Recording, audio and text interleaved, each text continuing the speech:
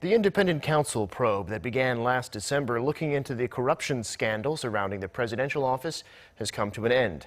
30 people, including Samsung Electronics Vice Chairman Jae-yong, have been indicted in connection with it.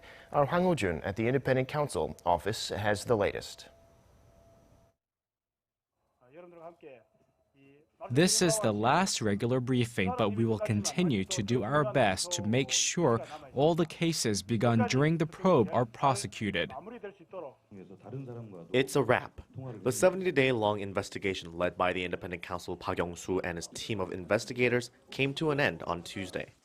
In the afternoon briefing, the counsel team's spokesperson confirmed a total of 17 suspects were indicted on Tuesday alone. That means a total of 30 for the whole of the probe. Those include Choi Soon-sil, the woman at the center of the scandal and the president's confidant, on charges of bribery and concealing criminally obtained assets. Samsung Electronics Vice Chairman Lee Jae-yong was also charged with bribery, embezzlement, hiding assets overseas, and committing perjury before Parliament. The counsel team also named President Park Geun-hye as a bribery suspect. President Park allegedly colluded with her friend Choi to pressure conglomerates, including Samsung, to make so-called donations worth millions of dollars to two foundations controlled by Choi.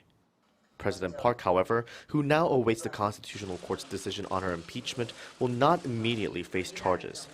Under Korea's constitution, a sitting president is immune from prosecution, except for crimes such as high treason or of equivalent gravity. The investigation team led by independent counsel Park Young-soo was given 70 days plus another 20 days for preparation to look into the allegations that President Park let her friend Choi meddle in state affairs and amass profits using her ties to the president. But their request for extra time was turned down by acting President Hwang Hojun. The team will now be disbanded, now just leaving only a skeleton staff of its own to indict the suspects, and the case will be handed over to the public prosecutor's office. The results of the probe were initially expected to be made public on Thursday. However, the spokesperson said they're pushing it to Monday, owing to the sheer scale of the investigation. While it's a wrap for the independent counsel team, that's not so for the current political turmoil. Hwang Hojun, Arirang News.